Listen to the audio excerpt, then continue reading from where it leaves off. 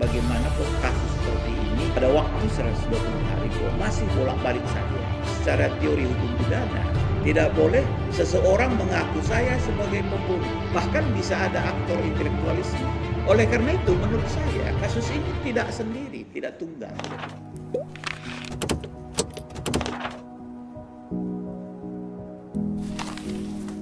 Hello, welcome back to our podcast. Dan kali ini kita berjumpa lagi dengan saya sebagai host di sini. Saya tidak sendiri, saya dengan kakak Ebit yang temani saya host di kampus lain hari ini.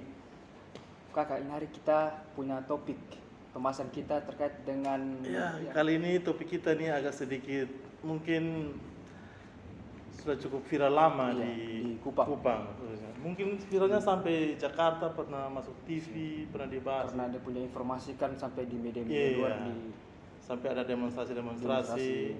Jadi topik kita mungkin hari itu sekitar itu, tapi artinya kita akan melihat dari aspek hukum. Ini terkait dengan pembunuhan kasus ibu dan anak. Iya, kasus Penkase. Benarnya kasus Penkase Di Kupang. Benarnya begitu. Kasus Penkase.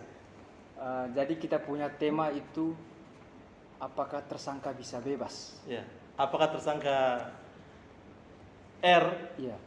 Kami menyebut R karena masih tersangka, jadi atau asas praduga tak bersalahnya berlaku, begitu. Jadi, apakah tersangka R akan bebas apabila gagal P21? Iya. Nanti akan jelas lebih apa itu P21 nanti. Tentunya kita punya narasumber, yaitu Bapak Aksi. Terima kasih sudah menyempatkan waktu. Ya, sama-sama, terima kasih. Dan terkait dengan tema kita tadi, kita mempunyai rangkuman pertanyaan-pertanyaan yang mungkin dari pertanyaan-pertanyaan publik yang banyak pertanyaan dari masyarakat luar, kenapa dan bagaimana perkembangan kasus-kasus ini. Artinya bahwa kenapa begini lama, kenapa tersangkanya masih harus ada, kan permintaan dari luar kan ada penambahan tersangka begitu. Akhirnya tersangka tunggal. Yang berkembang begitu. Seperti itu. Kita punya narasumber yang akan memberikan informasi, pencerahan, mengupas tuntas. Artinya bahwa semua yang akan pertanyaan-pertanyaan dari luar itu mungkin kita rangkum dan akan memberikan jawaban di channel ini. Oke. Jadi tetap ikuti. Jangan skip. Jangan skip karena kemungkinan dan kami yakin bahwa narasumber yang kami undang ini cukup kompeten. Beliau, kami perkenalkan sedikit profil Bapak narasumber. Beliau adalah salah satu pengajar, Bapak Dr. Aksi Sinurat, pengajar di Fakultas Hukum Undana. Beliau selain mengajar di Fakultas Hukum Undana, sudah sering terlibat sebagai saksi ahli atau diambil keterangannya sebagai ahli dalam kasus-kasus yang banyak di pengadilan tipikor, di pengadilan negeri sudah banyak beliau berkecimpung, atau kalau bahasa kerennya sudah banyak makan asam garam. Sudah cukup berpengalaman. Di kepolisian. Di kepolisian, sering membantu kepolisian untuk melengkapi berkas-berkas berita acara. Beliau sudah cukup. Artinya track recordnya sudah dapat dipercaya. Jam terbangnya sudah tinggi gitu. Mungkin yang kami omong ini bisa diverifikasi ulang oleh pihak-pihak yang pernah menggunakan jasa beliau. Bapak Tulasi ini mengajar di Fakultas Hukum, itu ada hukum pidana, ada kriminalistik, kriminologi, viktimologi, kemudian ada hukum pidana khusus, juga beliau asuh mata kuliah itu.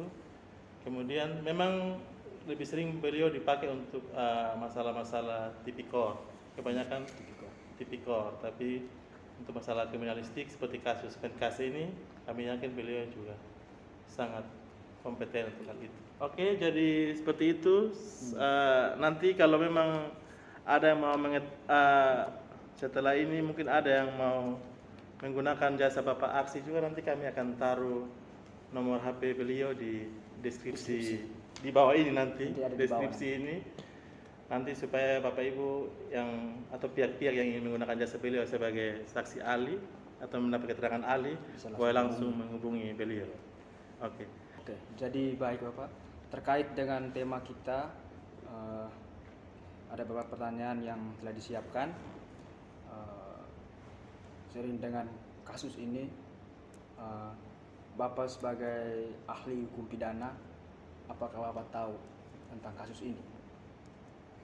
Ya, baik. Ya, memang sesuai dengan berita-berita di media sosial, di koran, di televisi, ya. Sehingga saya telah mengikuti perkembangan kasus ini dan tentu saya tahu ya tentang kasus yang sedang menjadi tugas pihak kepolisian untuk menyelesaikan kasus ini. Ya, jadi intinya saya sudah tahu tentang kasus ini. Kalau dilihat dari sisi Bapak mengetahui kasus ini, bagaimana pandangan Bapak terhadap kasus pembunuhan ini? Ya, baik, terima kasih. Jadi saya melihat kasus ini pertama terjadi bolak-balik ya penyelesaian kasus ini antara kepolisian dengan kejaksaan negeri di Kupang ya.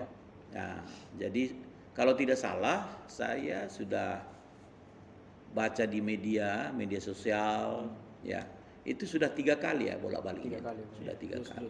Iya. Bahkan kemarin kemarin hari Kamis kemarin Bapak katanya ada dari kepolisian kirim lagi ke kejaksaan. Mengirim dikirim lagi. Ya.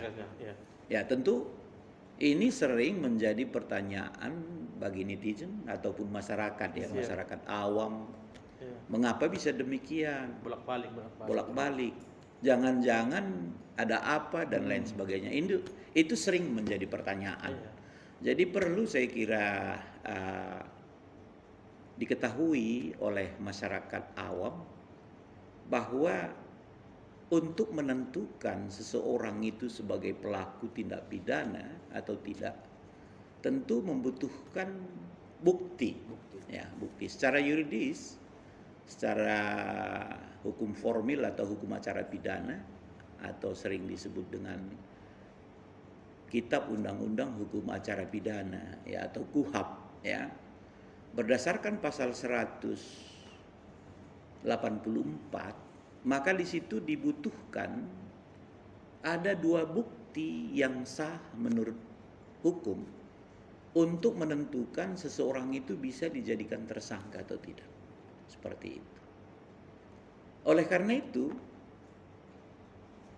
patut kita ketahui mengapa pihak kejaksaan tidak langsung menerima berkas yang sudah diajukan dari kepolisian itu.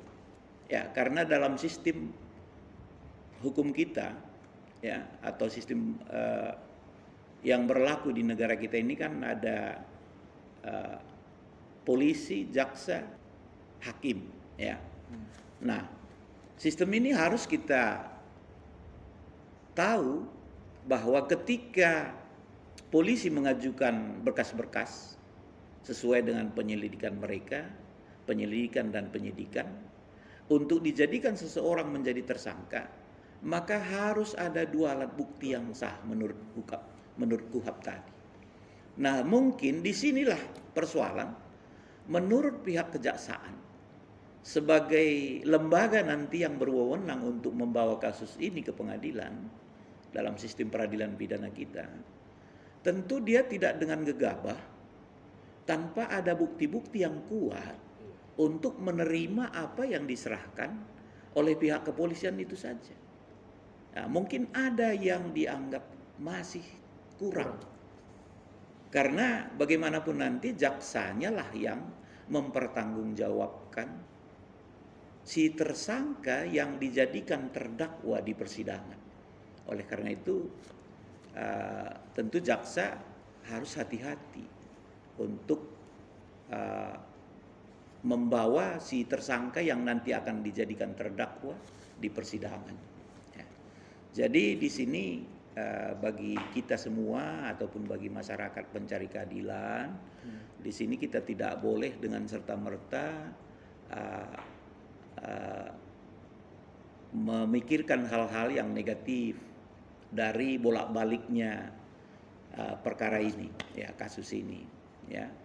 Berkas-berkasnya ini bolak-balik. Tentu kita harapkan supaya dari pihak kepolisian juga harus betul-betul dengan amat hati-hati dan bekerja secara seksama untuk mencari dua alat bukti yang sah tadi menurut undang-undang, sehingga ada kerjasama yang baik antara bagaimana petunjuk-petunjuk jaksa kepada kepolisian untuk melengkapi berkas-berkas berdasarkan alat bukti yang diharapkan tadi.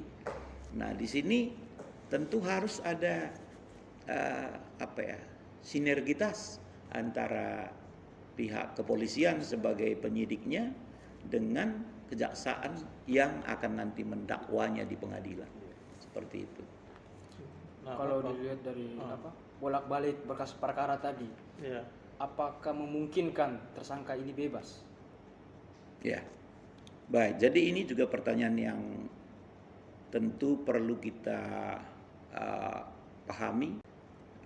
Secara yuridis tentu kalau suatu perkara atau kasus yang apabila tidak selesai dilakukan sesuai dengan waktu yang ditentukan secara yuridis, maka berdasarkan hak-hak asasi seseorang memang wajar kalau dia dibebaskan, ya, karena tidak lengkap bukti-bukti untuk menuntut atau mendakwa seseorang itu sehingga kepadanya harus diberikan haknya, dikembalikan haknya.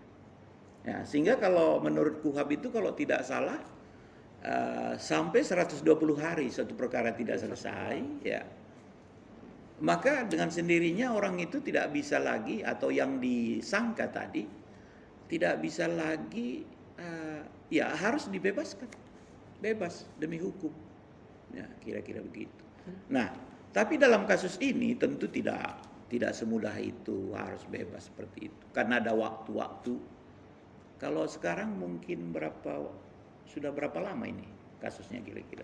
Kalau sekarang kasusnya apa, kalau yang tidak salah itu dalam bulan ini kalau tidak P21 berarti sudah 120 hari. Sudah 120 Kami hari. juga tidak belum kami pastikan tanggal berapa yang dihitung awalnya. Iya, iya. Tapi kalau menurut yang kami baca di informasi bahwa kalau tidak salah dalam bulan ini kalau tidak P21 oleh kejaksaan berarti Iya. Maka tersangka akan bebas karena sudah melampaui 120 hari masa iya, penahanan. iya.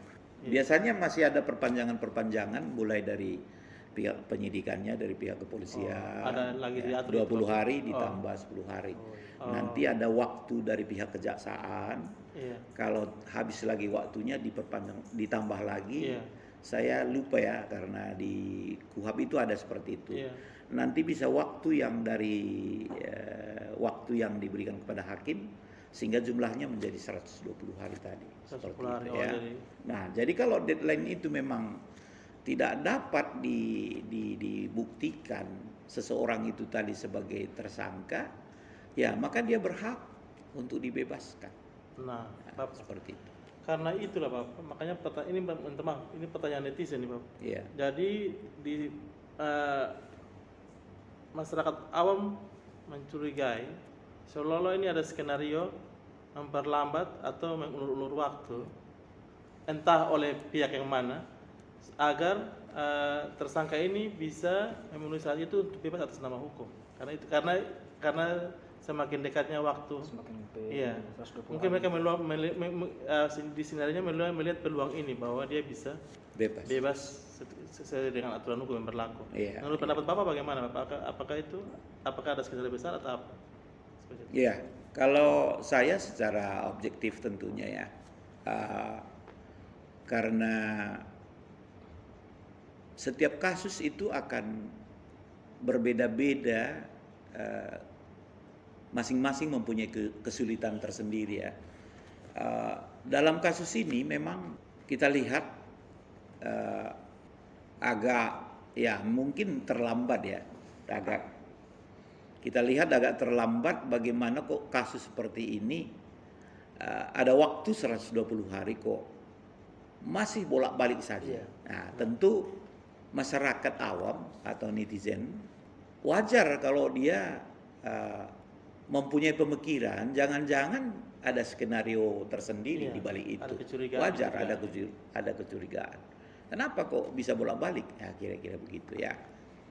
Kita tidak tahu persis apakah memang ada seperti itu, tapi secara objektif kalau kasusnya seperti ini, jaksa tentu, pihak kejaksaan tentu tidak bisa menerima begitu saja tanpa ada bukti-bukti yang meyakinkan, bukti-bukti yang menguatkan, sehingga nanti hakim itu bisa meyakini bahwa dengan bukti-bukti inilah sehingga jelas perkaranya, seperti itu.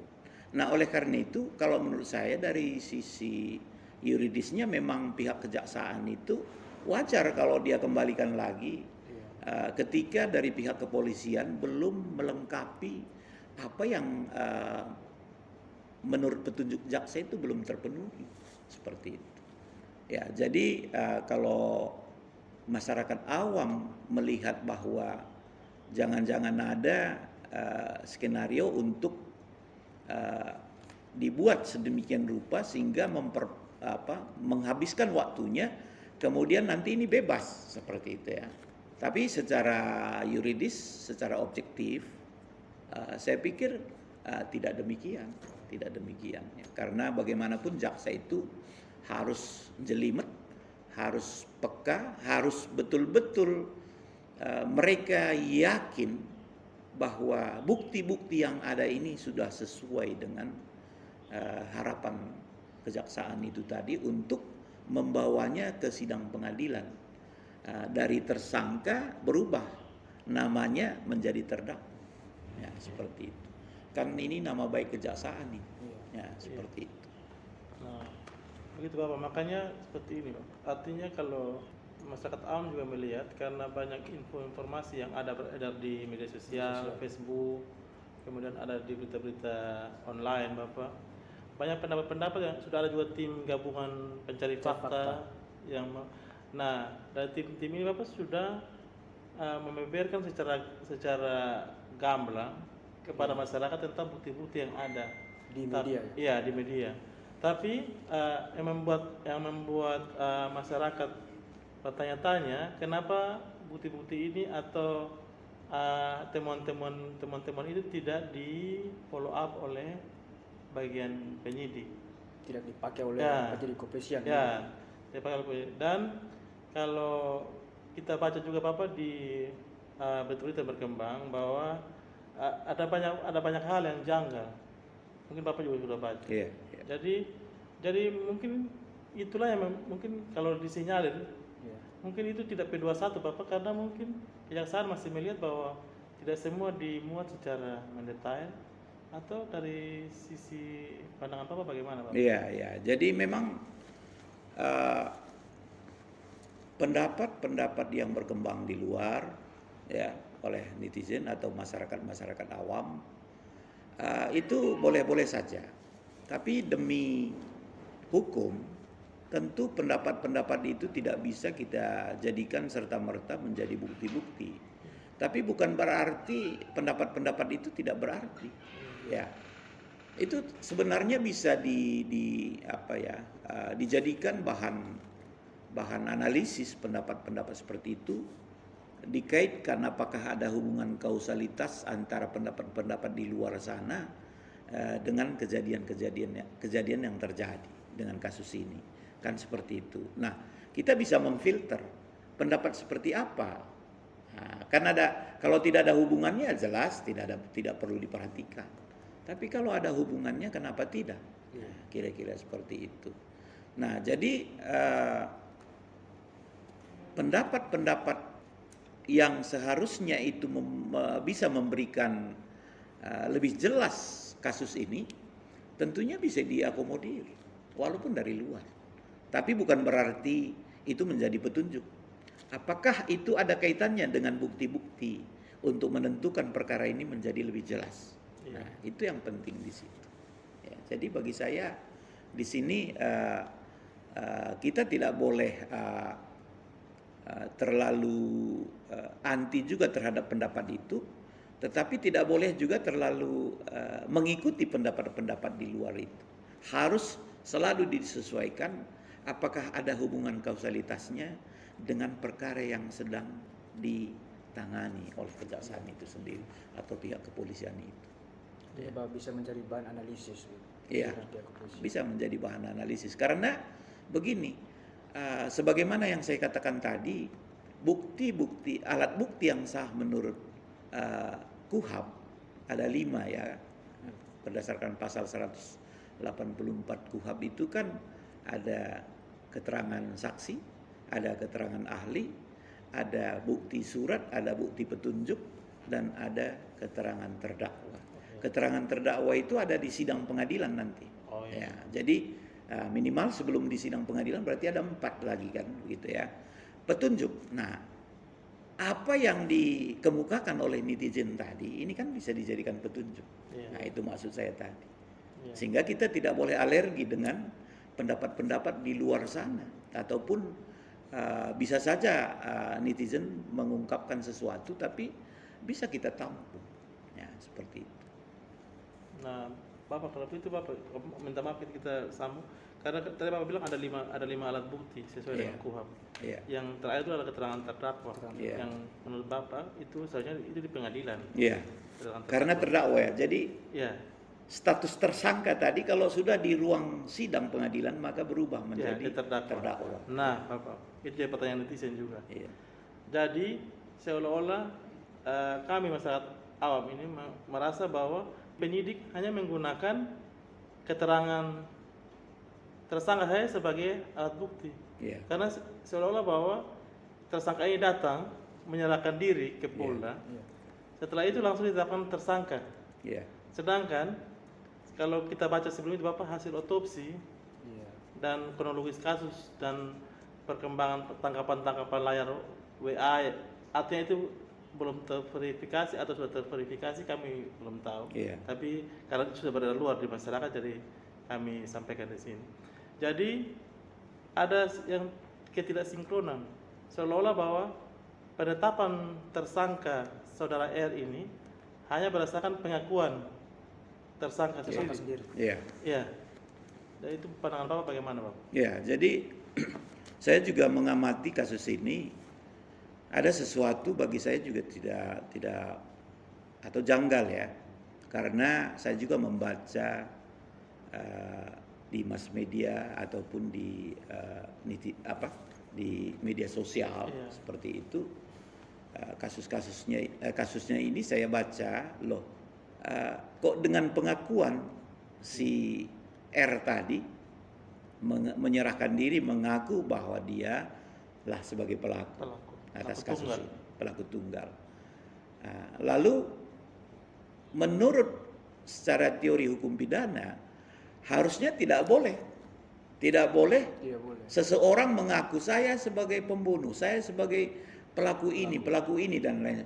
Itu tidak bisa serta-merta dijadikan sebagai alat bukti yang sah. Tidak boleh, bisa. Bapak. Tidak boleh.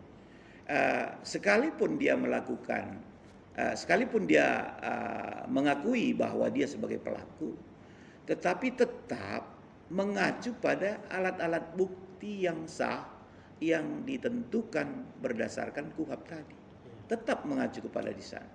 Nah, jadi bagaimana kita tetap mengacu pada alat bukti tadi?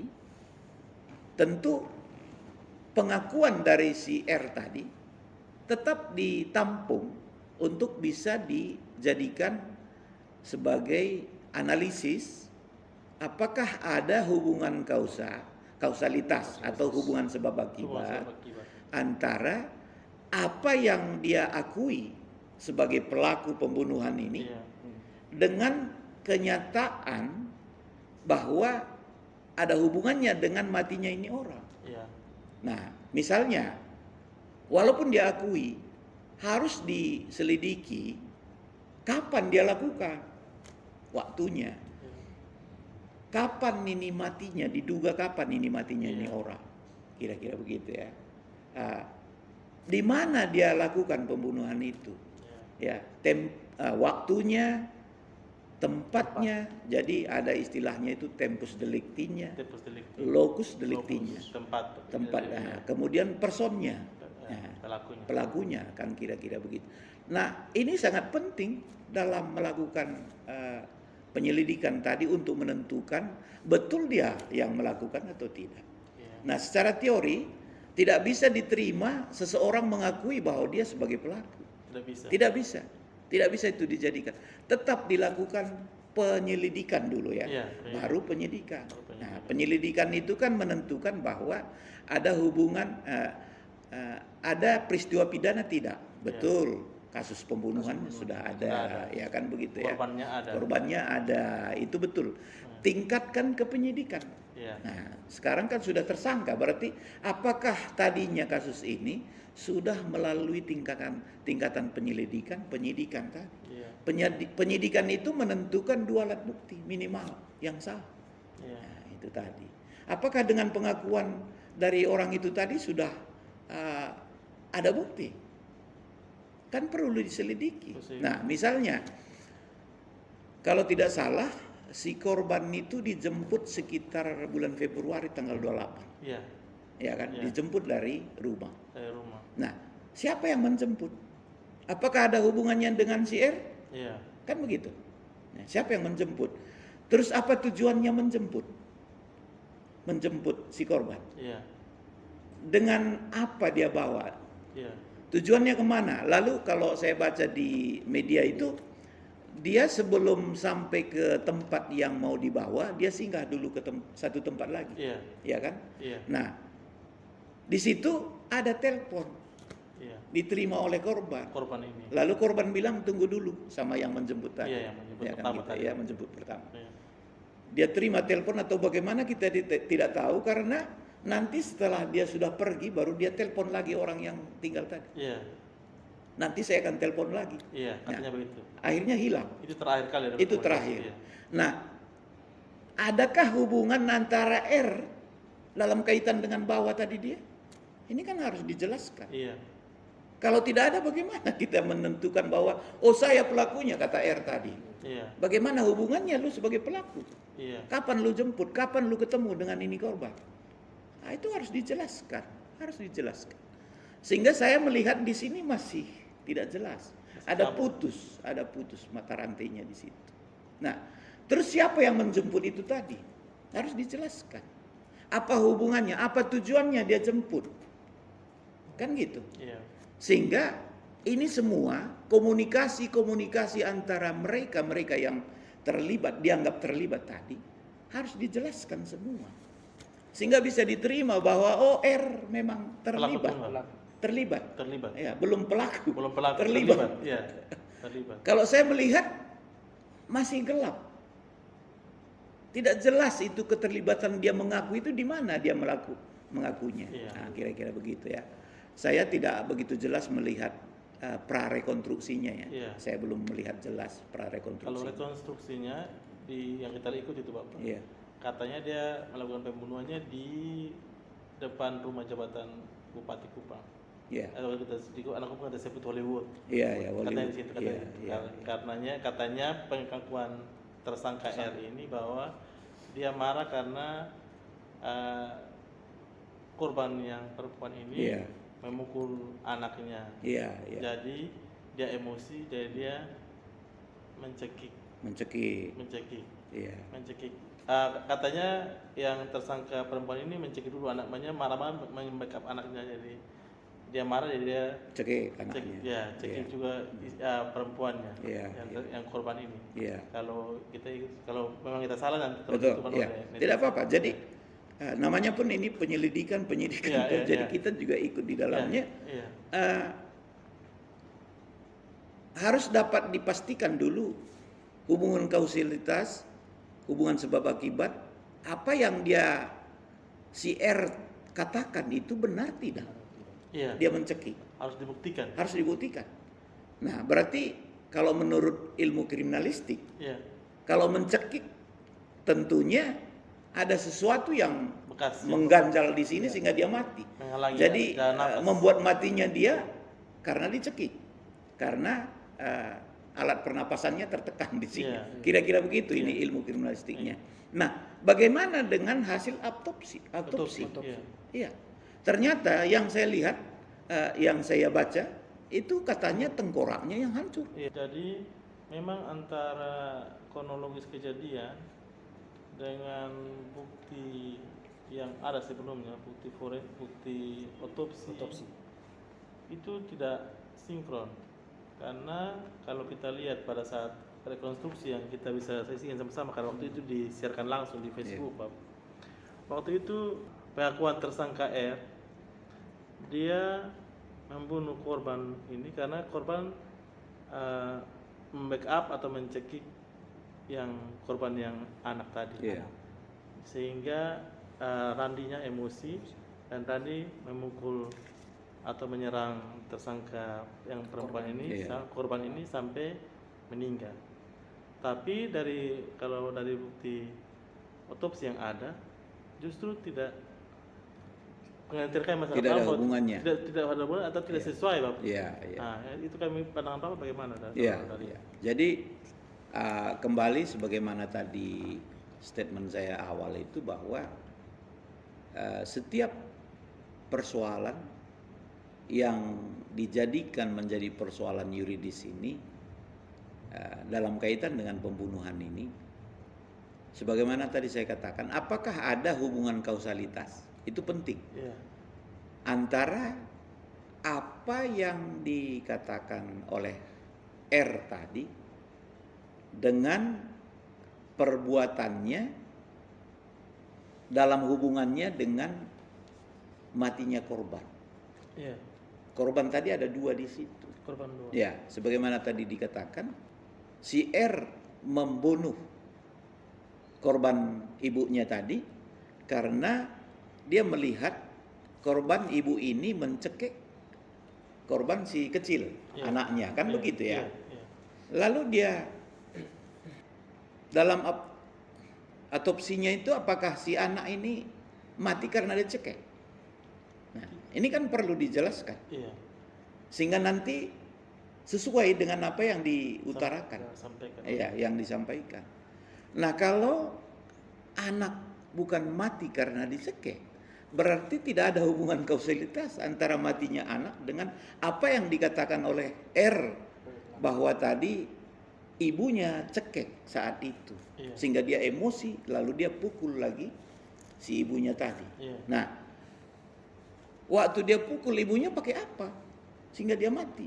Iya. Jadi ini autopsinya itu harus dijelaskan matinya si ibu ini karena apa dan matinya si anak karena apa. Siap. Ini ilmu forensik, Forensik. ya forensik ataupun sekarang itu dalam ilmu kriminalistiknya seperti itu. Kriminalistik. Ya, tapi khusus pada forensiknya. Iya. Matinya ibu karena apa dan matinya anak karena Karena apa.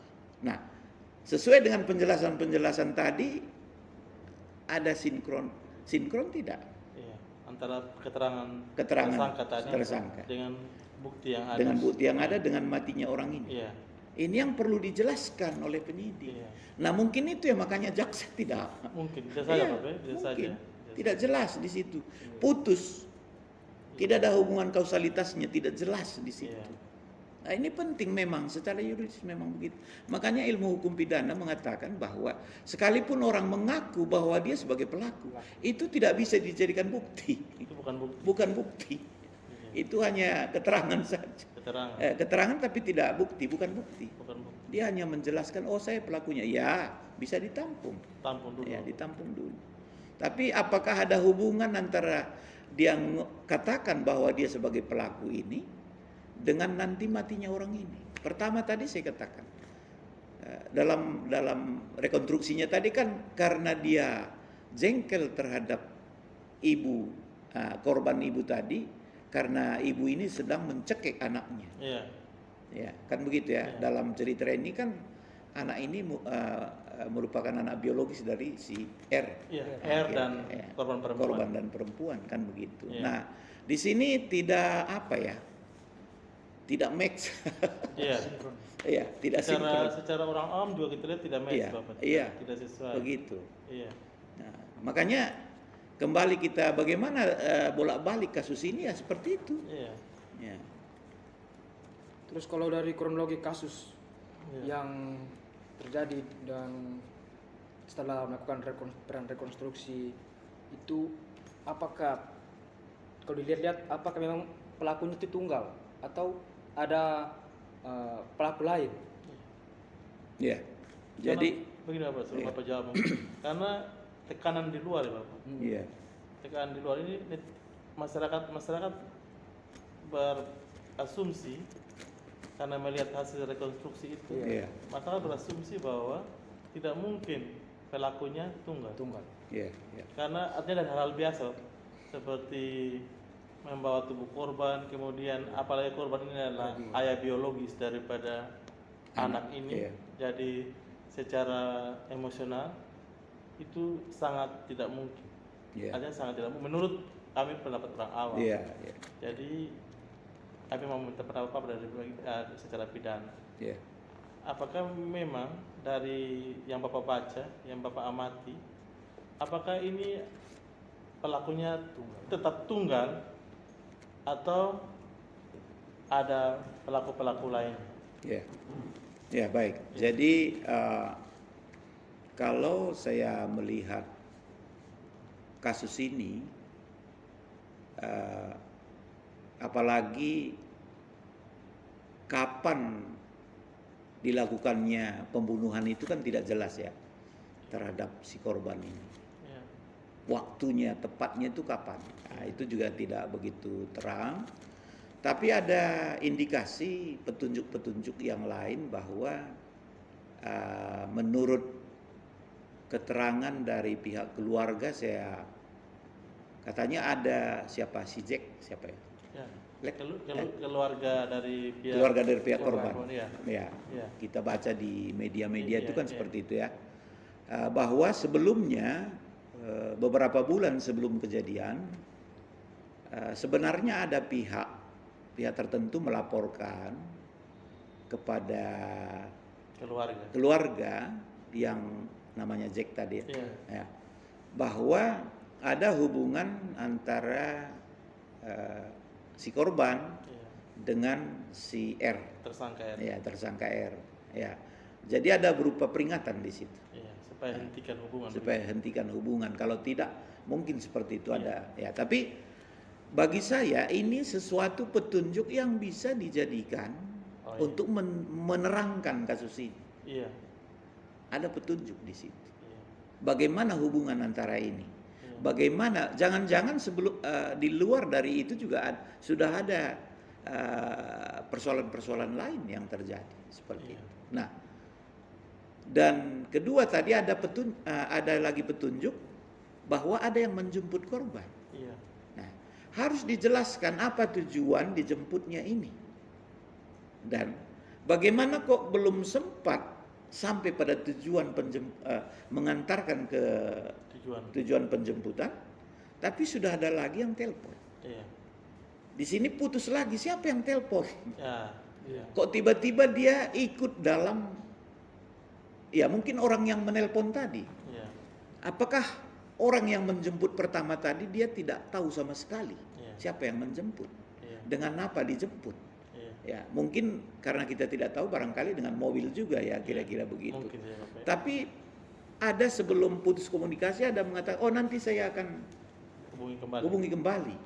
Nah di situ. Nah, adakah ini hubungan betul-betul keterlibatan R dalam kaitan dengan penjemputan? Iya. Atau masih ada orang-orang lain di situ? Oh iya. Apakah betul R yang menelpon tadi? Iya, apakah R Iya. yang menelpon tadi? Iya. Ya, itu Kira-kira harus kita tahu. begitu. Nah, Ya. kalau seandainya tidak ada mungkin ada keterlibatan R atau tidak, harus dijelaskan. Nah, oleh karena itu menurut saya kasus ini tidak sendiri, tidak tunggal. Tidak tunggal. Ya. Ini pendapat Bapak. Pendapat saya tidak tunggal. Pasti ada keterlibatan orang-orang lain di dalamnya yang kalau kita kualifisir ke dalam hukum pidana bisa masuk pasal 55 KUHP dan bisa masuk kepada pasal 56 KUHP. Iya. Ya, 55 tentang penyertaan, Ya, 56 tentang pembantuan. membantu. Ya, seperti itu. Jadi semua orang-orang yang terlibat tadi ini perlu dijelaskan keterlibatannya. Sehingga nanti akan ketahuan hubungan kausalitas antara semua orang-orang ini ada tidak. Iya. Nah, kira-kira begitu. Pertama si pembantu tadi, yang menjemputnya tadi. Menjemput pertama Iya, tadi. iya. Siapa dia? Iya. Dan apa tujuannya? Itu harus dijelaskan. Diceritakan Iya. dulu. Setelah pergi dijemput si korban dengan anaknya, si penjemput pertama tadi Iya. posisinya kemana saat itu? Setelah itu dia kemana? Setelah itu dia kemana? Kan begitu, harus dijelaskan. Dan apakah dia pernah menginformasikan pada pihak keluarga Iya. bahwa saya jemput di rumah Betul. tadi, tapi Nah, ada seperti orang lain yang ambil. Iya. Nah, bisa jadi kan Iya, tadi itu begitu. dicerita oleh Bapak-bapak Itu penyidik harus itu. dikejar Iya. semua. Sehingga nanti ini akan kelihatan satu persatu, dihubungkan satu persatu, oh ada hubungannya semua. Iya. Misalnya. Sehingga tidak tunggal menurut saya. Menurut Bapak tidak tunggal. Tidak tunggal. Iya. Ya. Pasti ini ada penyertaan. Jadi bahkan bisa ada aktor intelektualisnya. Bisa jadi Bapak. Ya. R hanya sebagai pengeksekusi. Atau mungkin saja sama sekali tidak ada. Apakah bisa dibuktikan menurut sidiknya ya? Iya. Ada kaitan tidak ini si R yang membunuh? Iya. Ini juga tidak jelas. Itu yang kami belum tahu. Itu Iya. belum terang-benderang, Bapak. Ya. Karena ada skenario yang berkembang Iya. bahwa R ini hanya minta maaf ya, ini Iya, kembali lagi ini skenario yang berkembang. R ini hanya sebagai istilahnya kambing hitam.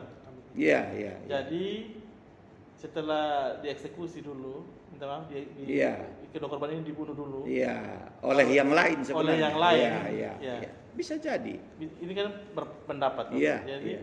baru R ini dipanggil dan dia dijadikan tameng, Iya. kambing hitam Iya, sudah. Iya, iya. Karena pertimbangan-pertimbangan bahwa mungkin ya paling mungkin untuk jadi suspeknya Iya. atau tersangkanya Betul. yang paling mungkin adalah R. Iya, iya. Ya, nah bisa jadi seperti yang Bapak bilang, jangan Iya. sampai yang menelpon tadi setelah penjemput pertama menjemput dia, yang menelpon tadi itu Iya. jangan sampai bukan R, Bukan R.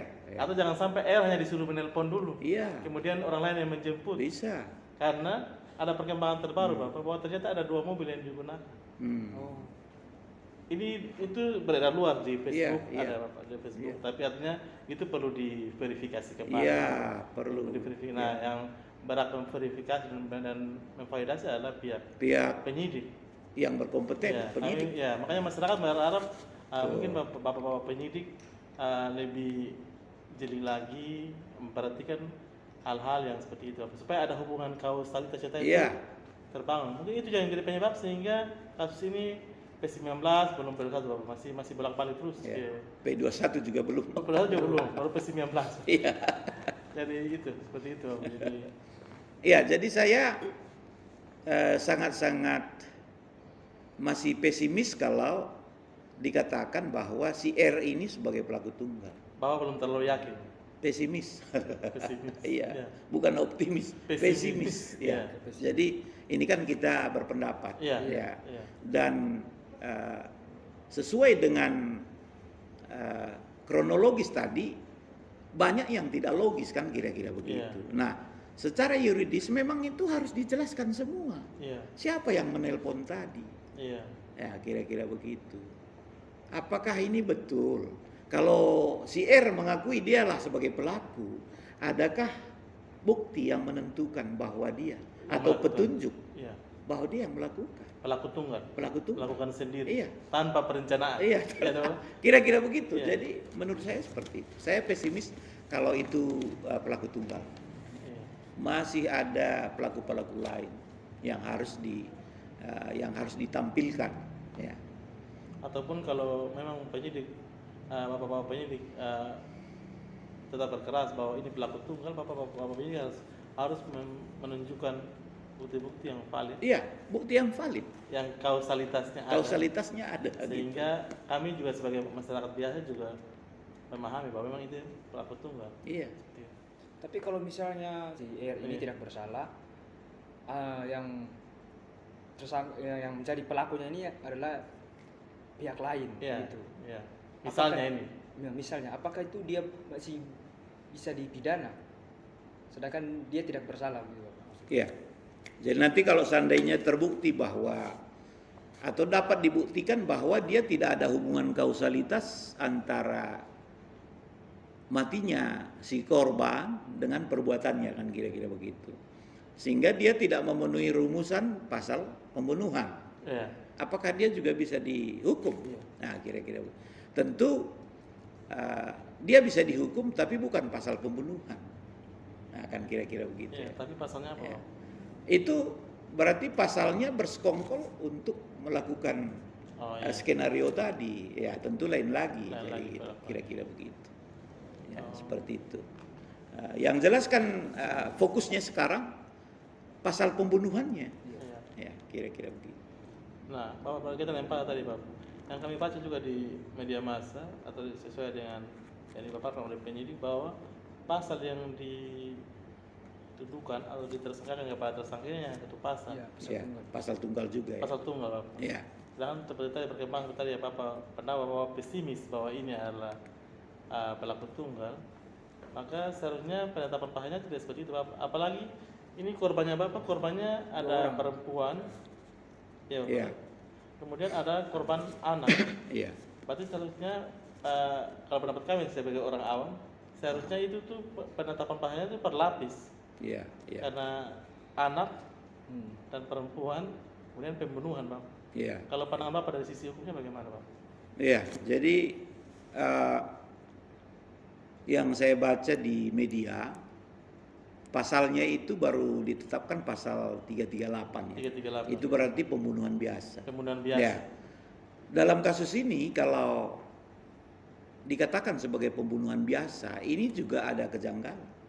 Ya, karena kalau kita lihat kronologisnya kasus ini dan sebagaimana tadi sudah dikatakan oleh Kakak Ebit tadi bahwa korbannya anak, Iya. Iya. korbannya perempuan, Iya. berarti menyangkut ada undang-undang perlindungan Nomor anak, perlindungan anak. ada undang-undang kekerasan ya, kekerasan terhadap perempuan juga ya. Perempuan, ya. Nah itu dalam kaitan dengan apakah ini pembunuhan biasa atau pembunuhan berencana, saya lebih cenderung kalau memang tadi pihak kepolisian menetapkannya pasal 338 itu sebagai subsidiarnya. Oh, subsidi. Ya, harusnya begitu. Tetapi pasal 340 pembunuhan berencana itu sebagai primer seharusnya. Seharusnya, Bapak. Seharusnya, ya. Iya. Dan mungkin pasal-pasal berlapis karena menyangkut anak. Anak dan Ya. perempuan. Berarti ada undang-undang perlindungan. Perlindungan anak, ya. Nah, dan HAM juga. Iya. Ya kan? HAM, Hak iya. asasi anak ini waduh. Iya. Bagaimana seorang bapak biologis kok bisa membunuh Iya. anak? Ya, Menghilangkan kira-kira nyawa. gitu, menghilangkan nyawa. Terus anak yang masih belia tidak ada salahnya apa. Iya. Saya kira sulit untuk orang melakukan pembunuhan terhadap anak seperti itu.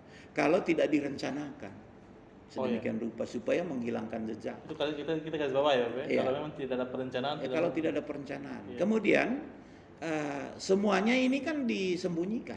Iya. Ya. Dibawa dari jauh dari Hollywood. Iya. Iya, dibunuh di Hollywood dulu, Bapak. Dibunuh di Hollywood. Diputar-putar. Bawa ke patung Pancasila sana. patung burung Patung Garuda. burung Garuda di Iya, sana. di area Iya. Molok sana, Bapak. Iya, begitu jauh. Begitu jauh, Nah. putar-putar, Bapak. Ini kan sudah ada perencanaan semua.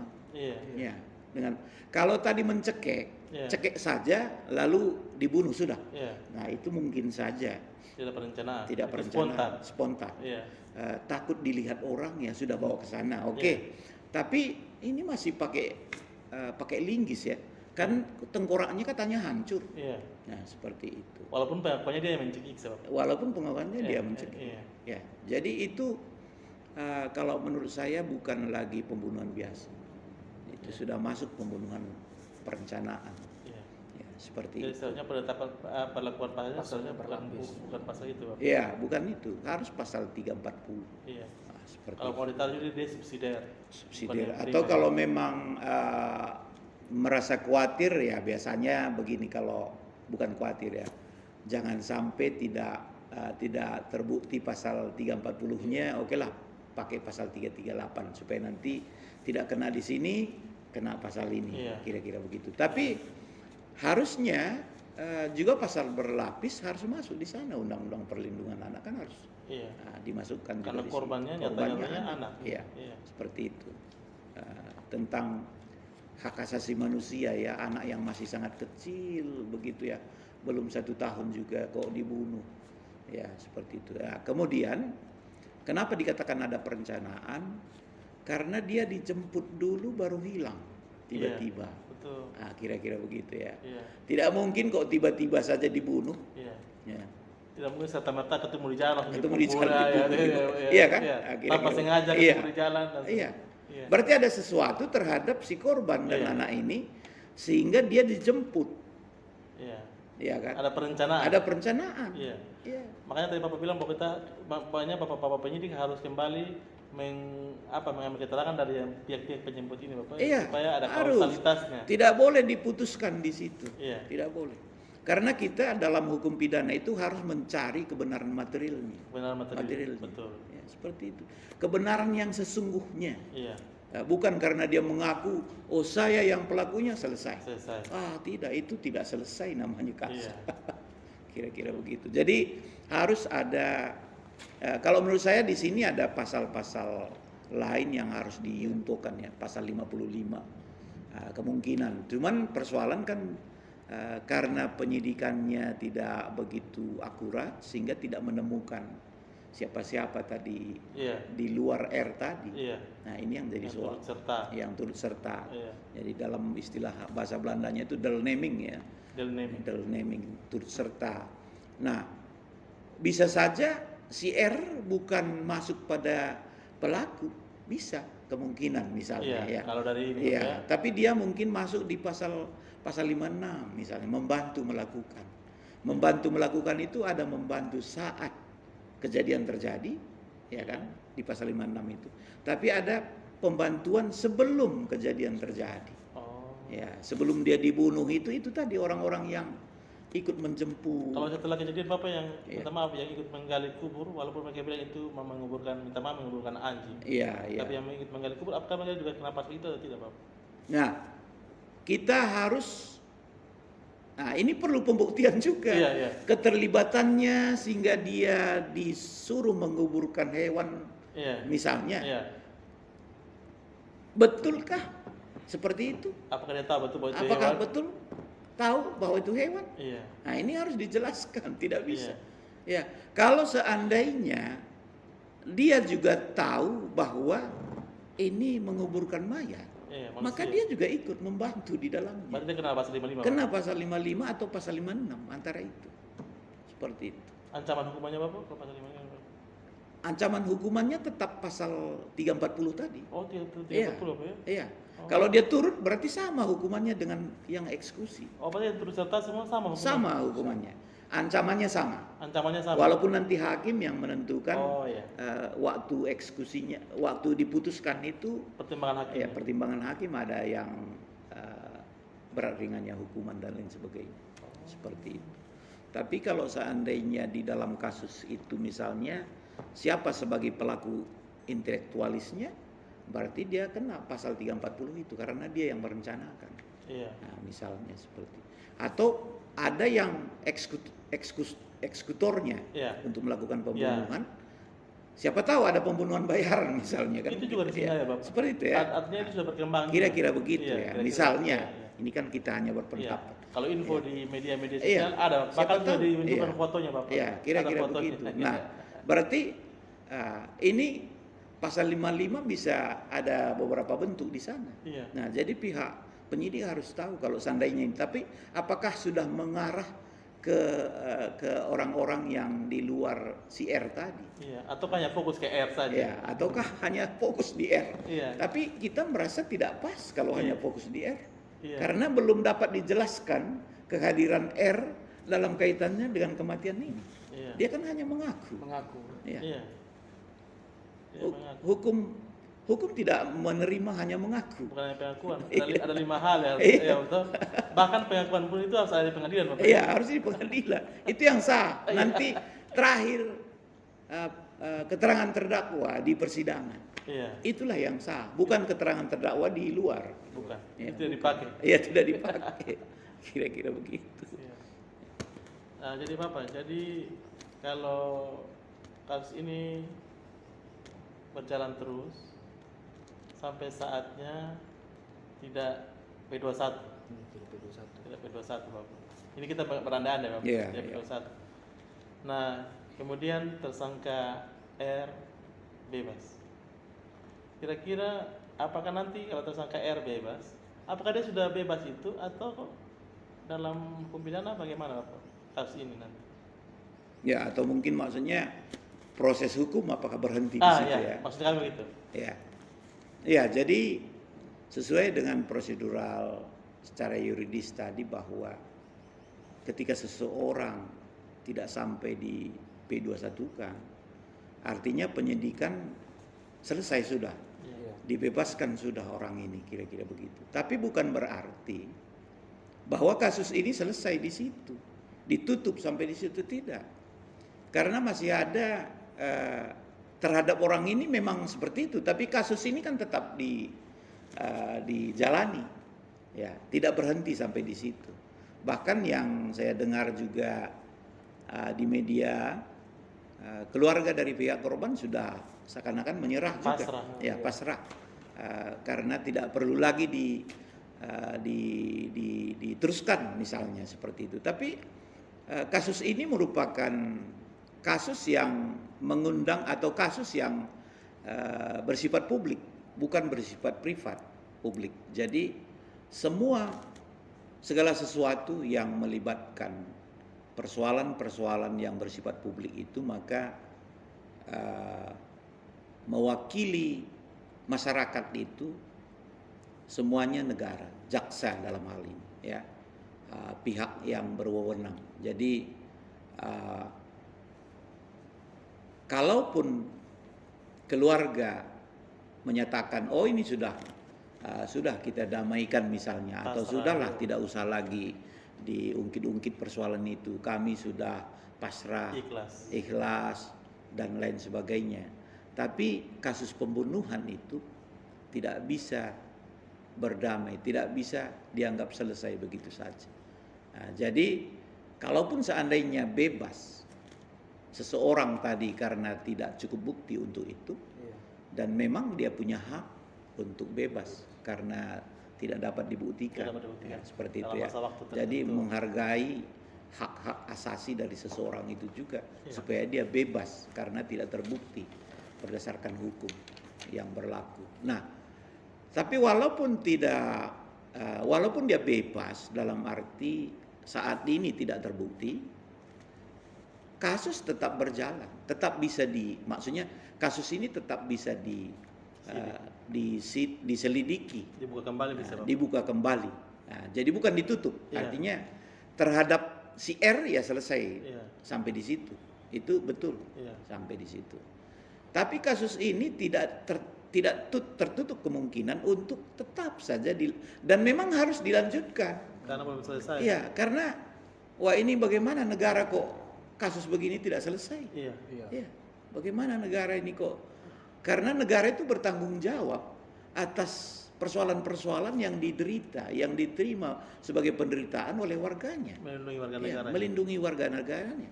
Hukum mengayomi dan lain sebagainya. Dijamin dalam hukum apa? Dijamin. Jadi negara bertanggung jawab itu, harus bertanggung jawab untuk itu.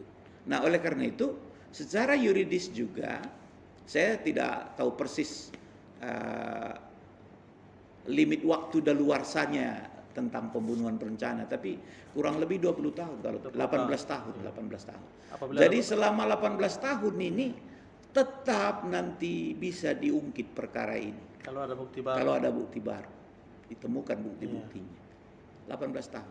Belum daluarsa sampai 18 tahun ke depan. Iya. Kira-kira Jadi gitu. kalau Bapak Ibu netizen masih penasaran, Iya. apakah dia bebas? Tenang Bapak Ibu, masih ada 18 tahun lagi. Masih Artinya bahwa jika dia tidak terbukti untuk saat untuk ini, saat ini, sehingga dia bebas, masih Iya. bisa dibuktikan lagi. Masih tetap Iya. bisa Jangan dibuktikan. kendor, Iya, jangan kendor. karena memang nyatanya Bapak ini ada korban. Iya. Korbannya ada. Iya. Terus menjadi lucu kalau tidak ada pelakunya. Makanya, Iya. Berarti bisa dianggap bahwa negara gagal waduh, melindungi. negara gagal Melindungi memberikan warga perlindungan negaranya. bagi Iya. warga negara. Iya. Dan itu bisa nanti menjadi presiden yang tidak baik. Ya, presiden buruk. Iya, presiden buruk. Ya. Nah, ini yang kita harapkan saya kira kepada pihak-pihak yang berkompeten untuk mari bersinergitas dengan masyarakat, termasuk netizen tadi, Iya. ya, yang dia memberikan masukan-masukan, Input-input. input itu. Iya. Janganlah kiranya ada diciptakan apa istilahnya persepsi yang mencurigai satu sama yang Iya, lain. iya. Ini harus ada keterbukaan. Iya, jangan sampai orang memaparkan bukti-bukti dikriminalisasi lagi. Bapak. Iya, Iya. seperti itu. Diancam lagi. Iya.